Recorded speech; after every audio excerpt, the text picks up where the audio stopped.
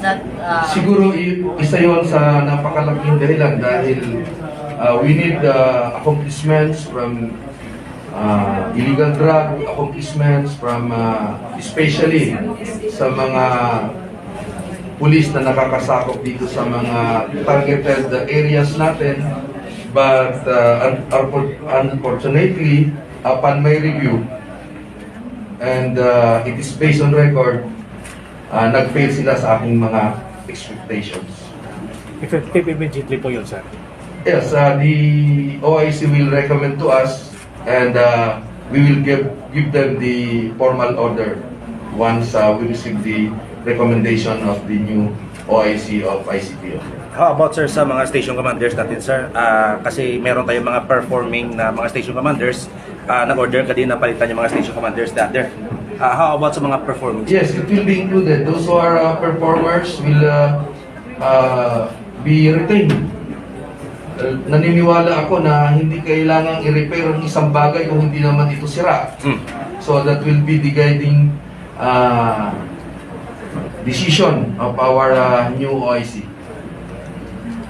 pwede siyang mag-request, sir, from other units na outside ICPO? Yes, you can request, and that is also the desire of our city mayor that we will infuse new officers and PNCOs in ICPO.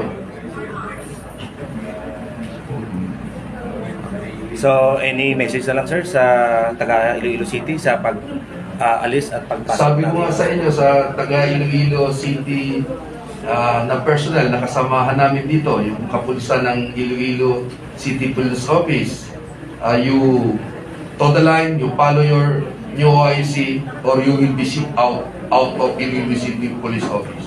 Thank you, sir. Ano, sir, yung napag-usapan kahapon ninyo, sir, ni Mayor Coronica, sir? Ang una namin na pag-usapan, nagpapasalamat siya sa pagiging successful ng ating Dinagyang Festival. And aside from telling him that Police Colonel Batiles is ready to go because of his impending retirement, he wants to change some personnel of this ICPO. So it was parang coordinated decision between you and the mayor, sir? Yes, it is a mutual decision, and I think it's timely after the Dinagyang Festival, and naging busy kasi tayo sa preparation all throughout. And when Colonel Batiles was asking me if he can go on non-duty status, I told him if palipasin lang muna ang Dinagyang para lahat ng preparation ay hindi mabago. Sir, yung pagkakadakip sa 32 is, some might say it's an accomplishment. Pero in what sense po na hindi tayo satisfied sa performance ng So dapat wala na kaming inaresto doon because we have been working for it for so long. Dapat ang naka-aresto dyan yung Station 5 o yung DEU ng ICPO. But it was the RDEU.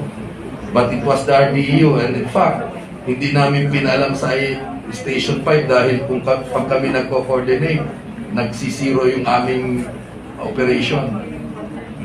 So, merong infiltration sa I do not station? know, but it is being investigated.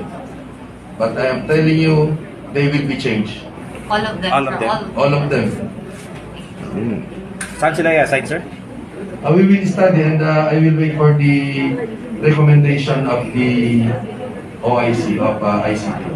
If ma-prove na merong infiltration, ano yung sanctions? We have sanctions. We have so many policy. We have many mechanism para maparusahan natin yung mga nagkakamali sa ating serbisyo administratively. Sometimes we can file up a criminal case against them. Okay, thank you, sir. Sir, saan natin kukunin yun yung ilalagay natin bilang bagong We can get some personnel in headquarters. headquarters? Sir, any message para kay Police Colonel Coronica? To the new OIC of ICPO, I think if Colonel Batiles is staying here 24 hours, you stay here 25 hours a day. 24/7. So yun yung sinasabi ko sa kanya na kailangan talagang bantayan niya itong City of Iloilo dahil ito ay napakatahimik, napakaganda, napakalinis, kaya i-maintain niya yung request ng ating LGU na maging maayos ang Iloilo in terms of peace and order and general safety ng ating mga mamamayan. Sir, may natala pa ba ng mga drug personality doon sa Bacau? Marami pa. In fact, may mga nakatakas pa nung nag-operate tayo doon. Everyone, thank you so Mga ilan much. lahat sila, sir? Hindi ko ma-quantify but definitely there are. Aside from Drug Bacau, sir, mayroon personality. pang mga barangay dito sa Iloilo na affected din sa Yes. drugs. Mga ilang lahat sa barangay?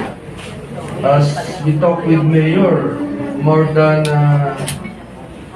30 Nothing. ang mga targets namin. Thank you, sir. So I gave the instruction to Colonel Coronica. You can ask him. At binili ko sa kanya, huwag siya magtago sa media. Harapin niya lagi kayo and tell what is happening. Because sa tingin ko mas maganda na maiparating sa ating mamamayan yung nangyayari dito sa ating peace and order.